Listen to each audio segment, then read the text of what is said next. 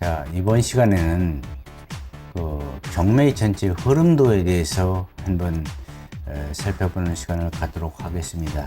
이제 지난 시간에 우리 카페에서 한번 이 사건에 대해서 진행을 했었는데, 아무래도 이것은 사실 내용은 쉽지만은 그냥 이해력은 좀 떨어지는 분야입니다. 그래서 전체적으로 한번 훑어보는 시간을 갖도록 하겠습니다. 경매를 이제 신청하게 되면 이제 임의경매나 이제 강제경매를 이제 이렇게 진행을 하게 되는데, 임의경매는 채권 회수를 위해서 건재당권이 설정된 물건에 대해서 저당권 실행을 하는 것입니다. 그러니까 돈을 빌려주고서 담보를 잡았는데, 특히 은행에서 이제 많이 그렇게 하죠. 담보를 잡았는데 돈을 갚지 않아서 경매를 넣어서 진행하는 방법이고, 강제 경매는 돈을 받을 거 있는데 돈을 주지 않아서 법원의 판결을 받아서 집행하는 그러한 방법이 되겠습니다. 그래서 임의 경매나 강제 경매나 내용상 진행 절차는 거의 비슷합니다. 그러니까 강제 경매는 이제 차용증이라든가 개인 간 이런 거래에서 돈을 안 갚을 때 법원의 판결 받아서 진행하는 것이고, 임의 경매는 은행에서 이제 흔히 저당권을 설정하는데 이자를 안 갚는다던가 그런 식으로 하기 때문에 할 수 없이 은행에서 채권 회수를 위해서 건저당권 회수를 위해서 임의 경매를 진행하는 이런 방법입니다. 통상 은행에서는 이 120%를 건저당을 설정합니다. 또 이금융권에서는 130%를 신청하는 경우도 있고 한데, 은행마다 조금 그건 다릅니다. 네, 우선 쉽게 해서 강제경매는 돈을 받을 거 있는데 저당권을 설정해 놓지 않았을 때 법원이 판결을 받아서 집행 권한을, 그러니까 돈을 받을 수 있다는 그런 판결을 받아 가지고서 진행하는 것이고, 임의경매는 저당권을 이미 설정해 놨는데 돈을 갚지 않아서 진행하는 경매 방법이 이제 되겠습니다. 경매 채권자가 이제 경매 신청을 하면 통상 이제 이틀 정도 있으면 경매 개시 결정이 나갑니다. 근데 이제 경매를 신청하려면 비용 이제 예납이 있어야 되겠죠. 비용 예납. 이제 비용 예납은 송달 수수료라든가 경매 집행비라든가 감정료라든가 이러한 여러 가지를 다 포함해서 법원에 비용을 예납을 해야 이제 경매가 진행이 통상이 됩니다. 그래서 이제 그거는 필수적으로 법원에 경매 신청을 할 때 이렇게 예납을 해야 되고, 그 다음에 이제 신청하는 이틀이 좀 지나면 이제 경매 개시 결정을 하게 됩니다. 그래서 경매 기입 신청 등기 촉탁을 하게 돼서 이제 등기부에 이제 그것이 이루어진 거하고 또 세무자에게 송달하게 되는데, 세무자에게 송달하든가 둘 중에 먼저 빠른 것이 이때서부터 이제 송달 효력이 있습니다. 먼저 이런 시점에 그 효력이 발생합니다.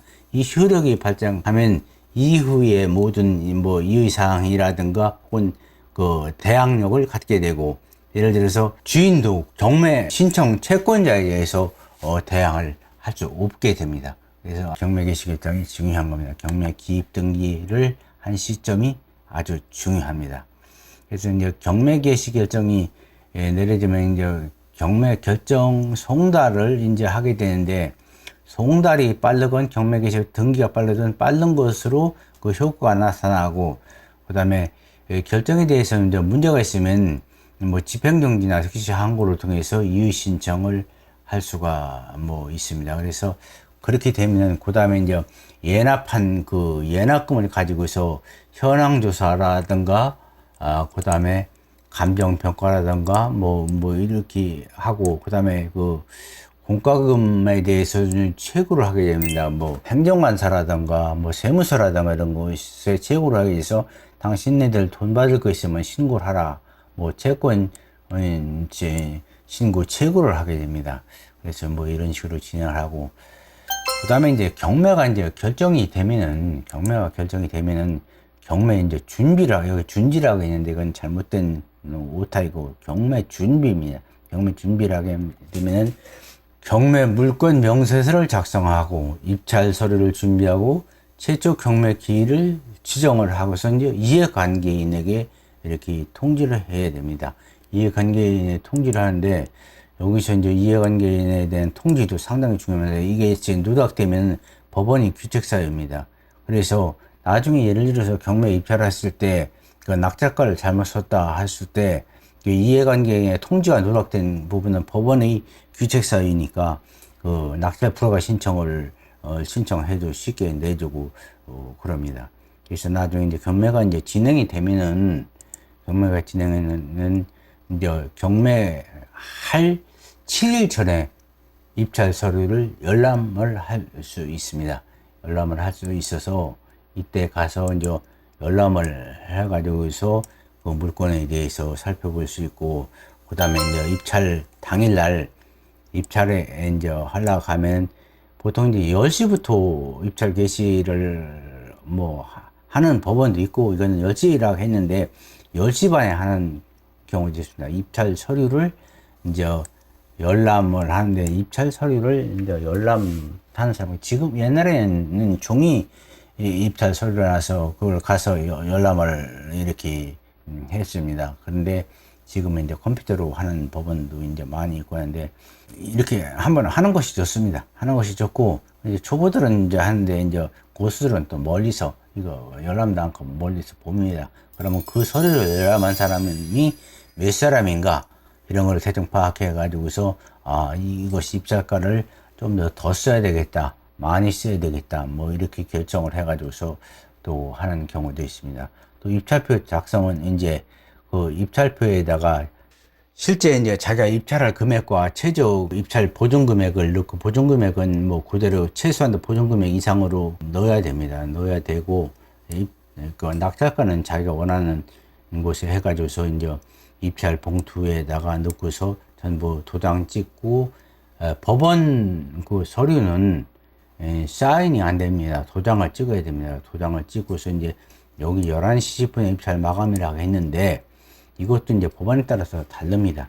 11시 30분에 마감을 하는 것도 있고, 또 개찰, 세유가 입찰자 결정했는데, 이것도 이제 그 법원 법원 집행관에 따라서 그 사건 번호별로 하는 경우도 있고, 또 많이 입찰한 사람, 뭐 15명, 20명에게 입찰한 경우는 그 사람들이 얼른 이제 빠져나가게 하기 위해서 일부러 그런 사건을 먼저 하는 경우도 있고, 그렇습니다. 그 다음에 이제 낙찰 허브 결정, 낙찰 허가 결정은 이제 낙찰되고 나서 일주일 후에 이제 낙찰 허가 결정이 통상 나오게 됩니다. 그래서 이제 낙찰 허가 결정이 나오면 이제 그 30일 이내에 이제 이 기간 일주일 이내에 이제 항고 기간이 있습니다. 그래서 이제 그 항고 기간을 통해서 대금을 갚을 수도 있고, 뭐 또 그 항고를 할 수가 있습니다. 그래서 이 기간이 이제 지나면 30일 기간을 주는데, 그 상대편에서 변제에 우려가 있는 그러한 물건인 것 같으면은 빨리 돈을 갚아야 됩니다. 그러면은 만일에 낙찰을 받았다 하더라도 상대방에서 그 채무자가 돈을 갚아버리면은 그 낙찰 아무 소용 없습니다. 그래서 이제 해야 되고, 또 이제 실제 이제 그 30일을 기간을 줬는데 30일간 돈을 또 못 내는 경우에 돈을 못 구해서, 근데 그동안 이제 그 채무자가 돈을 갚지 않았다면 다시 재경매에 나오는 이 전까지, 재경매 진행되기 전까지만 대금을 납부를 하면 됩니다. 그러면 이제 그 대금에 대해서는 지연이자가 물론 따르겠죠. 그래서 이제 그 대금 납부하면 소유권이든 등기 속탁을 하게 되는데, 법원 등기는 쉽습니다. 이제 법원에서 좀 협조를 하기 때문에 쉽고, 자기가 대부분 해도 되고, 또 좀 하기가 어려운 사람이나 거리상 멀리 있는 사람은 법무사에 뭐 이렇게 부탁해도 됩니다. 그래서 이제 배당을 이제 하게 되는데, 배당은 이제 그 배당이의소나 청구이의소를 통해서 또한 이거 대응할 수 있는 방법이 있습니다. 그래서 이제 이렇게 등기를 마치면은 통상 한 5일 이내에 등기가 되는데, 그 대금 납부하고 나서 등기 난 다음에 그다음에 이제 바로 인도명령 절차를 진행을 하는 것이 좋습니다.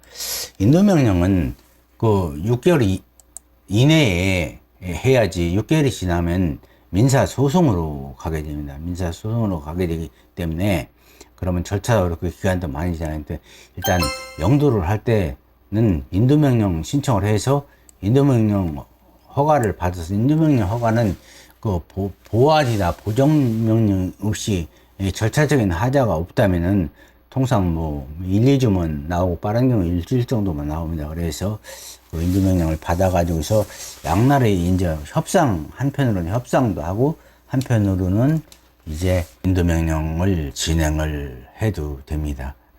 그리고 낙찰받은 물건에 대해서 문제가 있는지 없는지 당사자는 열람이 가능하니까 열람을 해가지고서 문제점이 있으면 또 낙찰 프로가 신청을 해야 된다든가 이의 신청을 내서 대응하는 방법이 있습니다. 그래서 이런 절차는 사실 꼭 우리가 알아서 할 그런 사항은 아니지만은 참고적으로 알고 있으면 어떻게 이제 진행이 된다 이런 것을 우리가 알 수가 있습니다. 그리고 이제 이해관계인 등도 여기에 열람 신청을 해서 열람을 할 수 있고 이해관계인 여기 이제 이해관계인까지 살펴가도록 하겠습니다. 이해관계는 경매 신청을 한 압류 채권자나 채무자 및 소유자 그리고 등기부에 개입된 부동산 권리자 부동산 권리자라서 그 권리를 증명하는 자 이렇게 쭉 나와 있는데 이런 이해관계인은 열람 신청을 하고 문제가 있을 때 거기에 대응을 할 수 있습니다. 이 시간은 이것으로 마치고 다음 시간은 이해관계인이 권리에 대해서 한번 알아보는 시간을 갖도록 하겠습니다.